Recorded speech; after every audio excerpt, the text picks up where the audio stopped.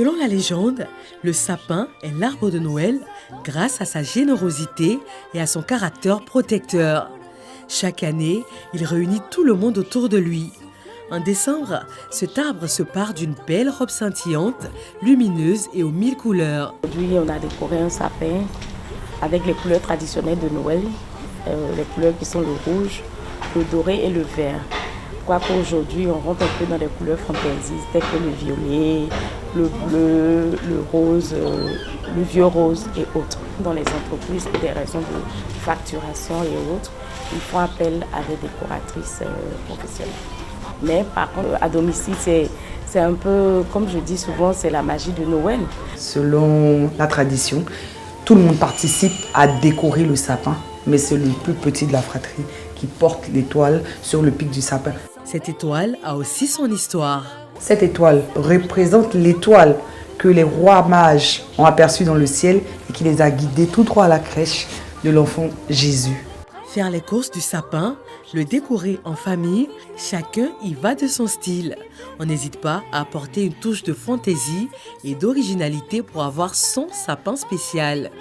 Inversé, en toile de jute et même en pagne, le sapin fait toujours des heureux. C'est un sapin décoré à base de toile de jute. Dans chaque élément que nous avons là, vous allez voir un peu de toile de jute. La toile de jute, c'est quoi? C'est ça, c'est cette matière-là. Comme généralement on dit sac de cacao. Ça nous rappelle le côté africain. Travailler avec les fils de chanvre et la toile de jute, c'est quelque chose de très original. Mais tout ceci a bien un coût. Plus le sapin est grand et étincelant, plus la note grimpe.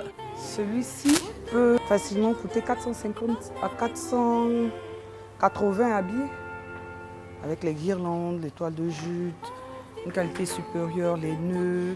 C'est rentable parce qu'on se dit quand même que c'est une période où tout le monde veut dépenser. Donc c'est rentable d'abord. Et après, tu vois, dans la rentabilité, si tu as rentabilisé à 100%, à 200%, à 50%. Dans les magasins et différents étals, l'heure est aussi aux bonnes affaires. On propose sapins et accessoires de toutes sortes pour ravir les grands et les petits. On a plusieurs boules de décoration de Noël, des boules lumineuses, des guirlandes, plein d'accessoires qu'on peut mettre sur les sapins et tout.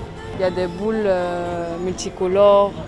Au-delà des maisons joliment décorées, les vitrines de magasins, les entreprises ou encore les centres commerciaux, on aurait dit que tous mènent la bataille du plus beau sapin, au plus grand plaisir des usagers et aussi des employés. Quand on arrive à notre lieu de travail et qu'on voit la décoration, vraiment se sont plongés dans la fête de Noël. Ça nous égaye durant toute la journée par rapport aux autres mois de l'année.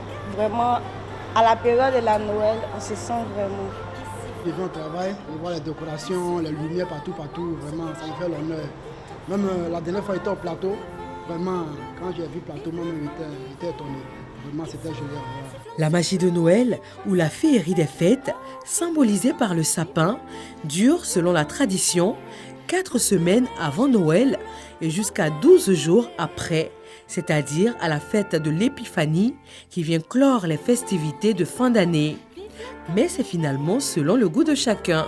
Le plus souvent, on pose les sapins de Noël à partir du 1er décembre. Et on les enlève le 8 janvier tout au plus. Oui, parce que les fêtes sont finies, en fait. On reste un peu dans les périodes des fêtes, quand on a encore la Saint-Sylvestre, c'est le 1er janvier, le plus souvent on a des repas de famille et tout. Donc le sapin décoré fait toujours partie du décor des fêtes. Nous sommes encore dans le mouvement des fêtes. Nous sommes encore loin de la fin de la magie de Noël. On garde encore les sapins et les illuminations jusqu'au mois de janvier prochain pour les retirer, les remballer et attendre avec nostalgie un nouveau mois de décembre. Qui siffle